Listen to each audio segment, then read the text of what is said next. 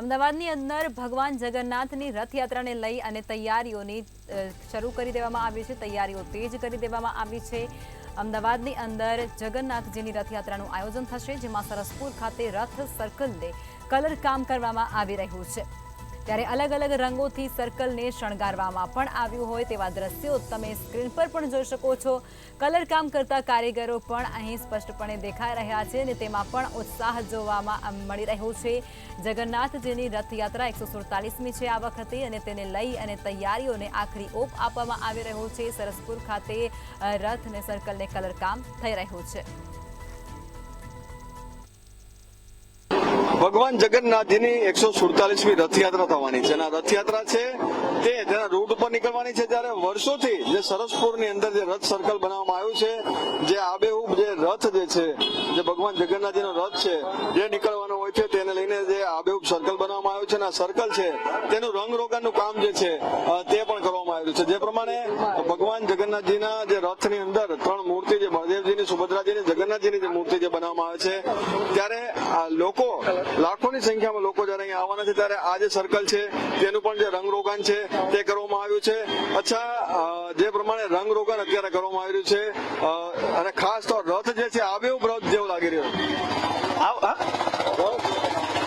જૂના રથ જેવો જ લાગે છે। ના આ વખત રથને બહુ સારી રીતે શણગાર્યું છે અને ભગવાન જગન્નાથજીનું જે રથની જે મૂર્તિ પેઇન્ટિંગ કરી છે, આ રથનો આખો શણગાર કર્યો છે, જે પૂતળા આજુબાજુ મૂક્યા છે, હાથી મૂક્યા છે, એ જે બધું અત્યારે ગોલ્ડન કલરમાં બહુ સરસ રીતે પેઇન્ટિંગ કર્યું છે અને જે સામે આવતા જે પૂજા પણ થાળી લઈને આવતા એ બધા માણસોને બહુ સરસ પેઇન્ટિંગ કરી છે અમે। અચ્છા, શું નાની નાની વસ્તુ ખાસ ધ્યાન રાખવામાં આવે છે?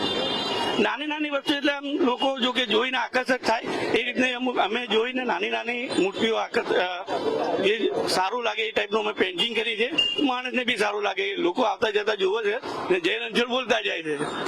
એક આનંદ પણ થતો હશે કે ભગવાનની સેવા કરવાનો મોકો મળે છે। હા, અમે દર વર્ષે પેઇન્ટિંગ કરી જ નાખીએ છીએ, દર વર્ષે અમને બોલાવી લે છે ને અમારું કામ બી સારું છે, એટલે લોકો અમને પ્રેમથી બોલાવે છે કે આઈને પેઇન્ટિંગ કરી, પેઇન્ટર ભાઈ અમે ખાસા લગભગ 7-8 વર્ષથી એક જ આ પેઇન્ટિંગ કરીએ છીએ ને અમને જ બોલાવે છે। એટલે કે જે રથ નું જે છે કામ, તેનું રંગરોગાન છે તે અલગ અલગ કલરનો પણ ઉપયોગ કરવામાં આવે છે અને સાથે જ 7-8 વર્ષથી આ પ્રમાણે એક સેવા છે તે પણ કરવામાં આવી રહી છે। સાથે જે 3 સર્કલ છે જેની અંદર જે ભગવાનનું સ્વાગત કરવા માટે જે લોકો આવતા હોય છે તેવી જે સર્કલ છે તે પણ જે બનાવવામાં આવ્યું છે, તેને પણ જે ગોલ્ડન કલર થી શણગારવામાં આવ્યું છે। એટલે કે જે સરસપુર વિસ્તાર છે જ્યાં રથ જયારે આવવાનો છે, તો રથ ના સ્વાગત માટે જે શરૂઆત છે મામેરાનું, ભગવાનના મામાનું ગામ છે, ત્યારે સરસપુરની અંદર અત્યારે એક માહોલ છે, ભક્તિમય માહોલ પણ જોવા મળી રહ્યો છે। કેમેરામેન રાહુલ વાઘેલા સાથે મેહુલ દુધરેજિયા, મંતવ્ય ન્યૂઝ, અમદાવાદ।